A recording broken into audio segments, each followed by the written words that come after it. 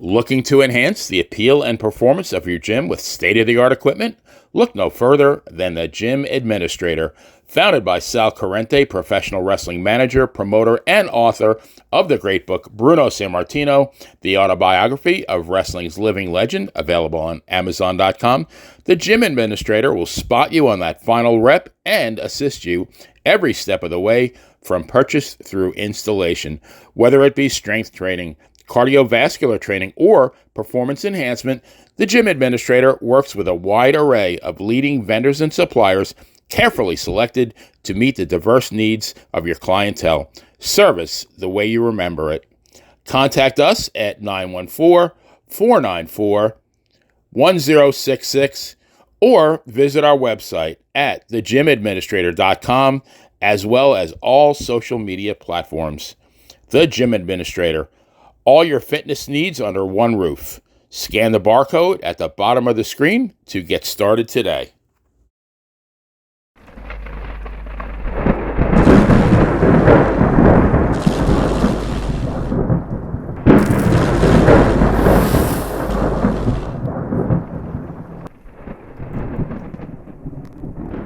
Story in that time. But, so let me ask you this. Let me ask you this then. This gets laid on you at such a young age, and then eventually he does take his life, right?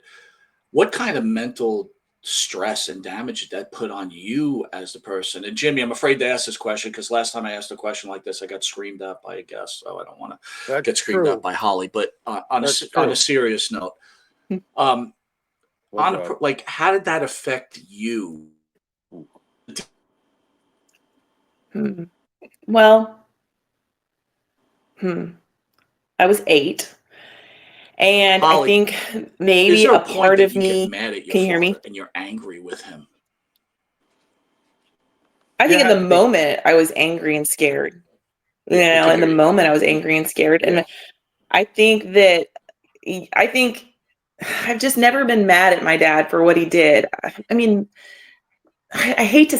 Maybe I just hate to say that I am mad at my dad because I don't want to be mad at him. But there's a part of me that hates what he did and that he left us and that I've got these 2 amazing kids, son that looks a lot like him.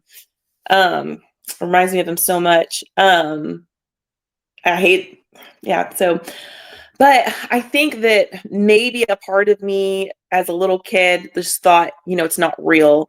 Kind of like when he died, I was in denial for a very long time about that he actually died. I would have dreams that he was still living and he was just hiding somewhere because I knew that he was in trouble with the law and stuff. So, I would I would have hope that he was just hiding out somewhere and hadn't actually died. Even though I was at his funeral and the wake and stuff. But I think now as an adult it hits me a little more because I have kids that age, and it makes me just hurt for him even more because I would never do that to my kids. I can't even imagine how much he had to have been hurting, to tell me something like that. But yeah. Holly, I was going to got ask through that you without crying. Yeah, yes, you did. I was going to ask you about Uncle Chris, but even further, do you think that, you mentioned bipolar earlier and mental illnesses and stuff. Do you think that it's genetic? Because how does Chris go down that path too? And how does this happen to one family unless there's something medically connecting all of this? Sure, the business is insane and the bumps they take are horrible and the drugs they have to take to compensate their pain is terrible. But do you think there's anything to the genetic factor in any of this, considering Chris and the rest? And yeah, I kind of do. Yeah, I think I kind of do because there's other people in our family, and I won't name names, but that unless they want to at some point, that who battle with mental illness.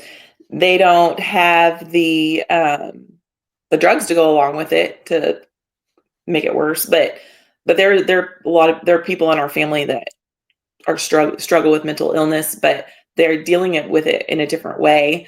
You know, they don't have the same pressures that daddy and my uncles had. And, you know, me and Kristen have talked about this a little bit, how, and a lot of, actually, this is not just Kristen and I, but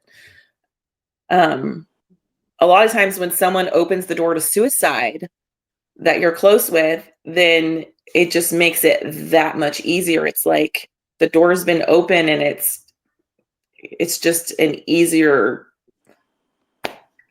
you just kind of flow towards it a little easier. So yeah, I think it was both, you know. I think that there is definitely a genetic component to it.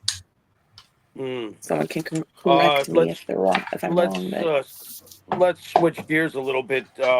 Outside of the worst Ric Flair I've ever seen, do you think that the Iron Claw did justice with the movie?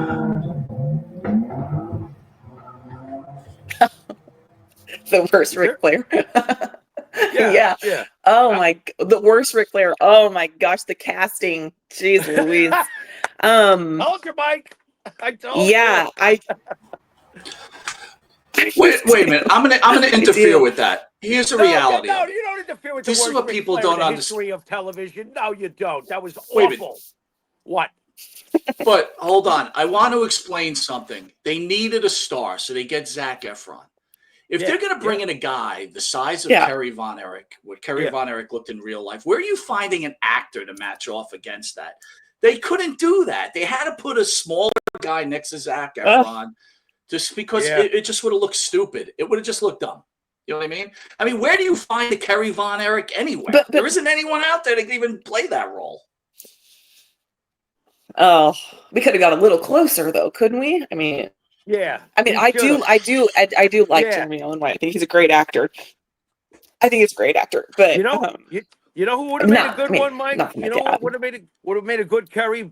A younger Arnold Schwarzenegger. Just he'd have to like lean down a little bit because he was Schwarzenegger. But I think he would put long hair on him, let him go do it. That would have been. I don't know where you're finding a Schwarzenegger, but here's what I wanted to ask Holly. So they play the movie starts. Right, you see Kevin, you're watching the whole thing, and finally, because I'm waiting, here's the moment. It's Kerry Von Erich, and here comes this guy, and I'm like, "Are you kidding me right now? Really?" No, that's how I felt. I was on set in Baton Rouge with the director, and he's like, and I really love the director, Sean. He's a great person. He's so excited about the movie. And he's so excited to show us this wrestling scene. We're on set. We're in the moment all together, me, Ross Marshall. And it comes on, and it's where they're running out to the ring.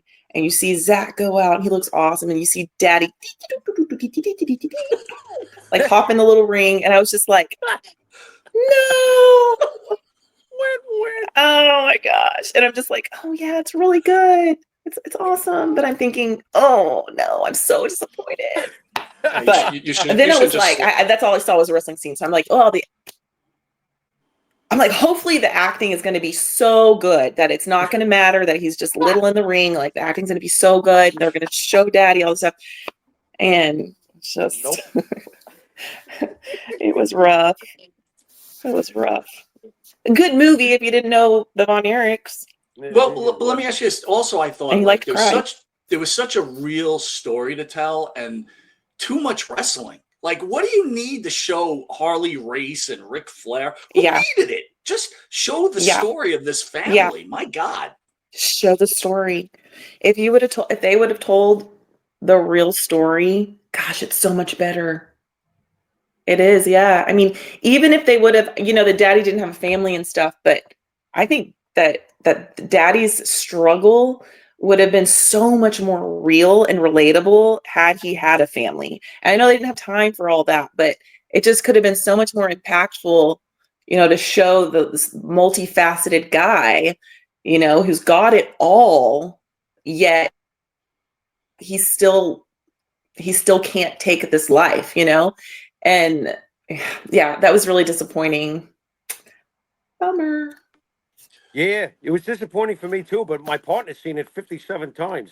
Well, because just don't even get to go there. Have you? He loves the movie. He loves it. Listen, in fact, look, Look, just call me a nerd, but like, I mean, come on. You're a nerd. It's all over my room. This guy is all over my room. I love that.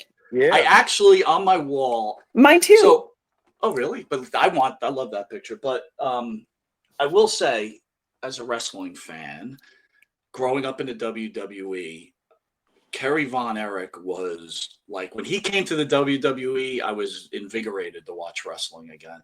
I got to ask you real quick about that, Holly. When he goes to the WWE, is he making crazy money? And were you guys set for life? Yeah. Even after he passes, everything was squared away? No, unfortunately not. My dad did make a lot of money with WWE, and yeah, I mean, royalties, we still get royalties now, but it wasn't like Daddy did not do a good job paying his taxes. So unfortunately, my mom was left with like major back taxes after he passed away. So she had quite a battle. Yeah, she did. And so she's grieving and she's having to deal with all that. I vaguely remember that, the stress that she was under with all of that. But yeah, I mean, but we had nice houses, fur coats. My mom they had all the nice jewelry, all the nice things. You know, Daddy didn't spare any. I mean, we didn't want for anything. I mean, we got everything and anything we wanted.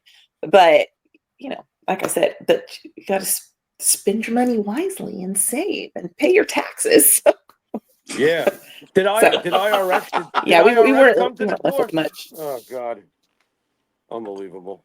IRS came. IRS stopped by. He didn't bring DiBiase with him. Oh God. Wait a minute. No, I gotta ask that question. So the IRS really just comes and say, by the way, your husband hasn't paid his taxes in the last 5 years. You owe us $2.8 million or something ridiculous like that. If my mom could tell you what exactly happened, but I just remember and know that she had to. There was a lot going to taxes. Yeah. That sucks. So anyway, I've worked hard for every single cent I have. We were never given really anything from anyone, Lacey and I. So yeah, there wasn't much from Daddy. And then even, you know, after Daddy died, I mean, his royalty checks weren't coming to us until I was in my 20s. WWE figured out where the money should actually be going. And yeah, it's complicated. But yeah, I mean, but I'm really proud of Lacey and I and my mom for, you know, how she raised us and taught us never to depend on other people for money. So, you know, we have a big name and we're really proud of it, but everything that we have earned in our lives, we've earned ourselves. Holly, but hey, now I get to hang out with you guys and talk about my dad, which is super cool. And, which is you know, cool. people are still loving the family and making action figures and stuff. There you go. Super cool. So we've had a piece of that. Now that people know we exist, it's cool. Oh, wait, Jimmy, before you ask that question, I have to ask another question. Yeah. So when they make the movie about the Von Erichs, do they have to pay you guys because they're using your likenesses and your names?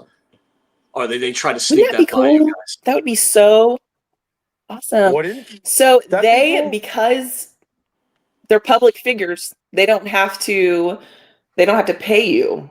They don't have to pay you if you're a public figure. So they can just take your story and make a movie, apparently.